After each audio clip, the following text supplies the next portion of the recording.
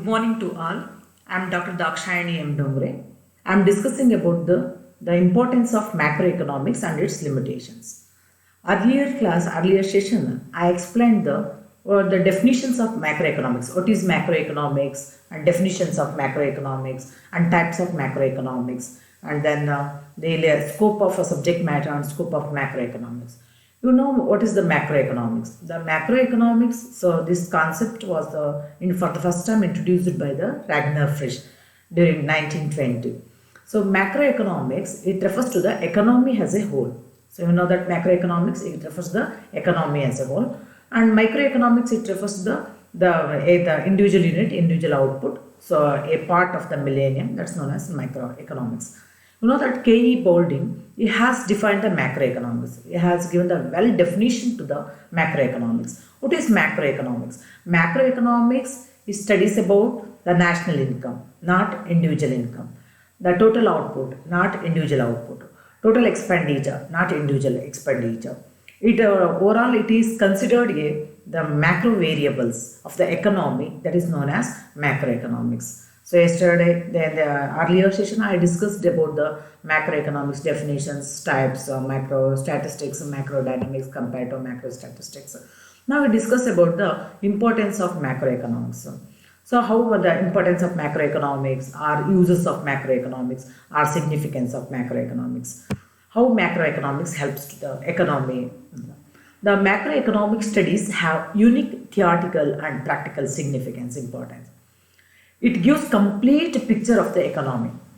You know that you already know that the microeconomics and macroeconomics. Microeconomics, it focuses on the individual input, individual output, individual expenditure, individual income, individual unit, individual industry, the particular industry. So it concentrates only the micro variables. So it does not give the complete picture of the economy.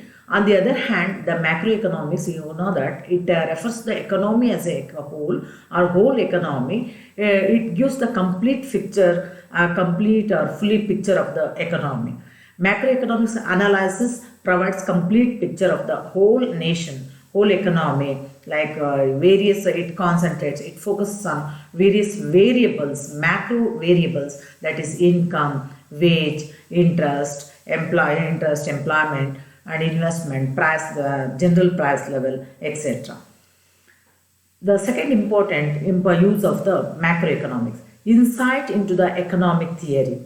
Macroeconomics is very helpful to obtain the insights into the economic theory. Economic theory tries to explain the fluctuations. Macroeconomics, it is very helpful to the builder to know about the various macroeconomic theory, general theory of employment, classical theory of employment, and wage theory, theory of trade cycle. There's a monetary theory of trade cycle and non-monetary theory of trade cycle given by the various economists, Hartree, Hayek, Schumpeter, Kandler, etc. And third important, macroeconomics, it is very helpful to formulate the economic policies. So macroeconomics, it is very helpful to formulate the macroeconomic policy, the national policies regarding the income policy, wage policy, employment policy, production policy, etc. And helpful to understand the economic problems. Macroeconomics, it is very helpful to understand the economic problem like the poverty, economic problem like unemployment, economic problem like the rising price level, inflation and deflation, etc. Accurate predictions. You know that the macroeconomics, it is very helpful to give the accurate predictions. ಭವಿಷ್ಯವನ್ನು ನುಡಿಯಲು ನಮಗೆ ಸಮಗ್ರ ಅರ್ಥಶಾಸ್ತ್ರ ಸಹಾಯಕವಾಗಿದೆ. It is possible to make accurate predictions about the economic variables with the help of the macroeconomic analysis.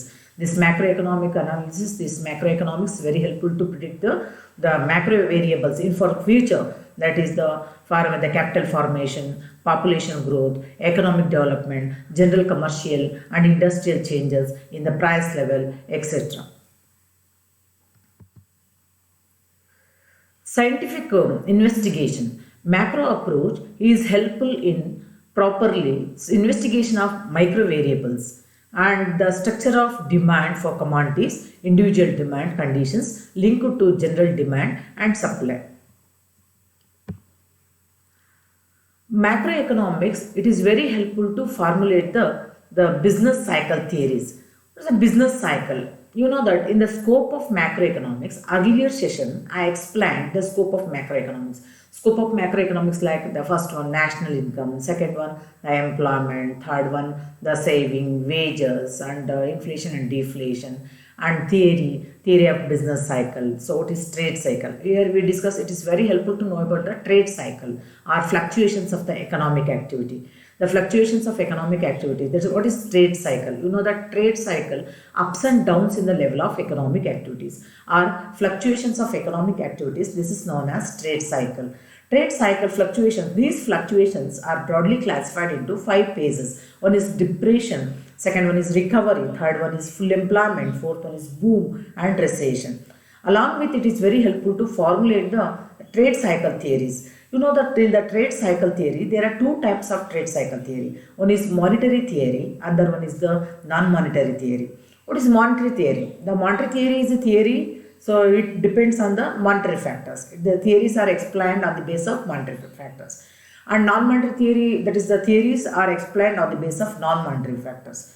So what is the monetary theories? So monetary theories like Hartree theory, Hayek theory, some monetary and non-monetary theories like Hartree, Hayek, Hicks theory of trade cycle, Schumpeter theory of trade cycle, Kodler theory of trade cycle, and Hartree theory of trade cycle. These are the trade cycle theories are studied under the macroeconomics. So this macroeconomics, it is very helpful to construct or to know about the economic cycle theories or macroeconomic cycle theories.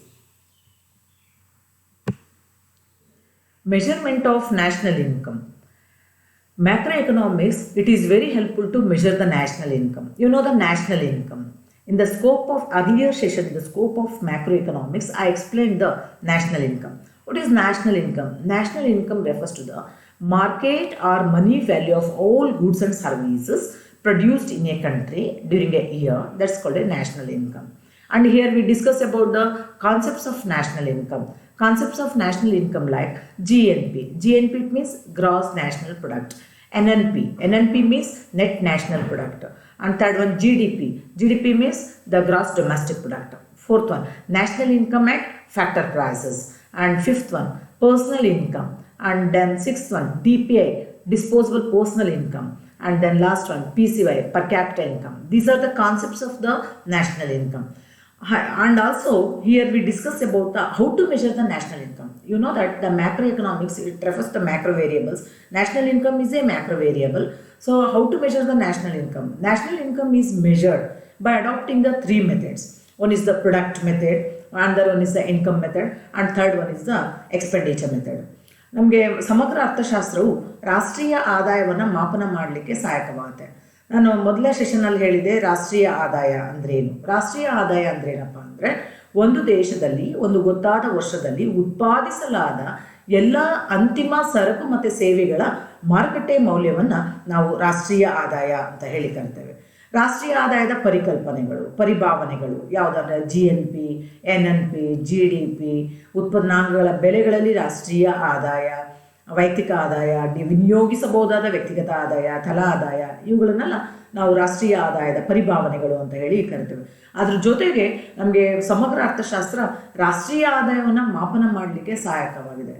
ಹೇಗೆ ರಾಷ್ಟ್ರೀಯ ಆದಾಯವನ್ನು ಮಾಪನ ಮಾಡಲಿಕ್ಕೆ ನಮಗೆ ಸಹಾಯಕವಾಗಿದೆ ಅಂದರೆ ರಾಷ್ಟ್ರೀಯ ಆದಾಯವನ್ನು 3 ವಿಧಾನಗಳಲ್ಲಿ ಮಾಪನ ಮಾಡ್ತೇವೆ.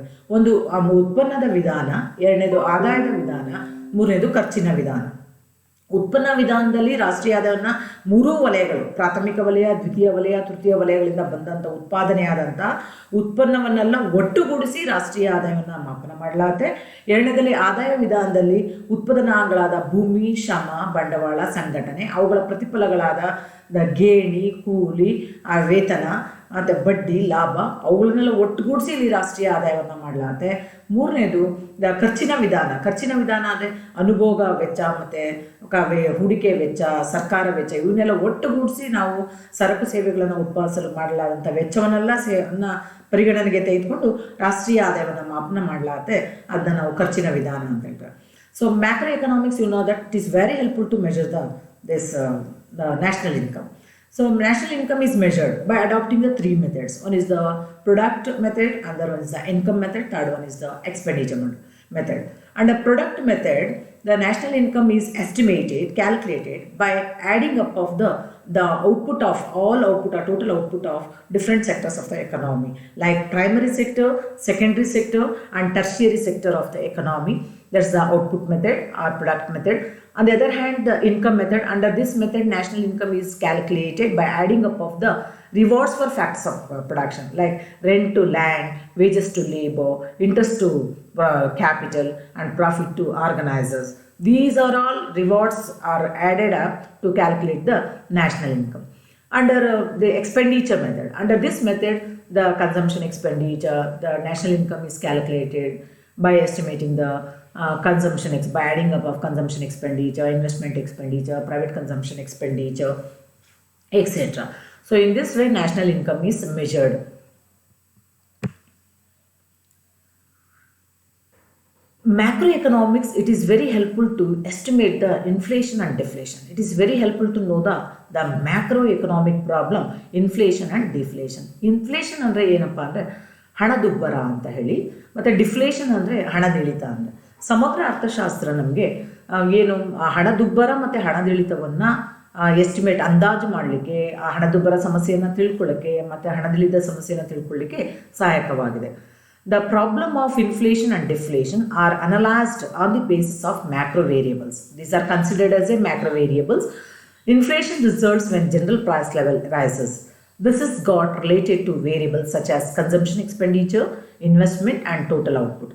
Similarly, inflationary and deflationary gaps in the economy are measured. So this macroeconomics, it is very helpful to measure, to know about the macroeconomic variables like inflation. So inflation means, you know, that continuous rise in price level. So here the inflation, ಹಣದುಬ್ಬರ ಅಂದರೆ ಏನಪ್ಪ ಅಂದರೆ ಸರಕುಗಳ ಸಾಮಾನ್ಯ ಬೆಲೆ ಮಟ್ಟ ನಿರಂತರವಾಗಿ ಹೆಚ್ಚಳವಾಗುವುದಕ್ಕೆ ನಾವು ಹಣದುಬ್ಬರ ಅಂತ ಹೇಳಿ ಕರಿತೇವೆ. ಇಲ್ಲಿ ಹಣದುಬ್ಬರ ಕಾರಣಗಳೇನು, ಹಣದುಬ್ಬರ ಸಂಭವಿಸಲಿಕ್ಕೆ ಕಾರಣಗಳೇನು, ಹಣದುಬ್ಬರದ ಪರಿಣಾಮಗಳೇನು, ನಾವು ಯಾವ ರೀತಿ ಹಣದುಬ್ಬರವನ್ನು ಹೋಗಲಾಡಿಸ್ಬೋದು, ಅವುಗಳ ಕ್ರಮಗಳೇನು ಕುರಿತು ಅಧ್ಯಯನ ಮಾಡಲಾಗುತ್ತೆ. ಇದನ್ನು ಅಧ್ಯಯನ ನಮಗೆ ಸಮಗ್ರ ಅರ್ಥಶಾಸ್ತ್ರದಿಂದ ಮಾತ್ರ ಸಾಧ್ಯ. The macroeconomics, it is very helpful to know about the inflation problem, causes for inflation, types of inflation. You know the types of inflation: the walking inflation, creeping inflation, running inflation, galloping inflation, cost push, demand pull inflation, wartime inflation, before war, after war inflation. So, and effects of inflation, measures to control, how to control the inflation. This is a very helpful to macroeconomics, very helpful to know about these things. On the other hand, deflation. Deflation, it means continuous fall in price level. ಅಂದರೆ ಹಣದಿಳಿತ ಅಂದರೆ ಏನಪ್ಪ ಅಂದರೆ ಸರಕುಗಳ ಸಾಮಾನ್ಯ ಬೆಲೆ ಮಟ್ಟ ನಿರಂತರವಾಗಿ ಕುಸಿಯುವುದಕ್ಕೆ ನಾವೆಂತ ಕರಿತೇವೆ, ಹಣದಿಳಿತ ಅಂತ ಹೇಳಿ ಕರಿತೇವೆ. ಸೊ ಇಲ್ಲೂ ಕೂಡ ನಾವು ಹಣದಿಳಿತದ ಕಾರಣಗಳು ಮತ್ತು ಅದರ ಪರಿಣಾಮಗಳು, ಯಾವ ರೀತಿ ಹಣದಿಳಿತವನ್ನು ನಾವು ಹೋಗಲಾಡಿಸ್ಬೋದು ಅನ್ನುವಂಥ ಕ್ರಮಗಳನ್ನು ಕೂಡ ಇಲ್ಲಿ ನಾವು ತಿಳಿದುಕೊಳ್ಳಲಾಗುತ್ತೆ ಸಮಗ್ರ ಅರ್ಥಶಾಸ್ತ್ರದ ಸಹಾಯದಿಂದ. The study of economic system and international comparison. You know that macroeconomics, it is very helpful to the entire economic system, our whole economy, and also it is very helpful to the comparison between the countries. Comparison between the India and China, the economic growth, economic development of India and China, economic development of America and India, and economic development of India and Pakistan. So, okay, and the growth rate and GDP rate, etc. This is very helpful. This is the international comparison. It is possible with the help of macroeconomics. Then we discuss about the limitations of macroeconomics. So, what's the limitations? The limitations in the macroeconomics, along with importance or uses, it suffers from some limitations, some problems. What are those problems? That's the first important problem. It neglects of individual unit, a particular unit, individual income, individual expenditure, individual human welfare. Why it neglects? So it neglects the micro variables, entire micro variables. It concentrates only the macro variables. It refers to the economy as a whole. It is aggregating.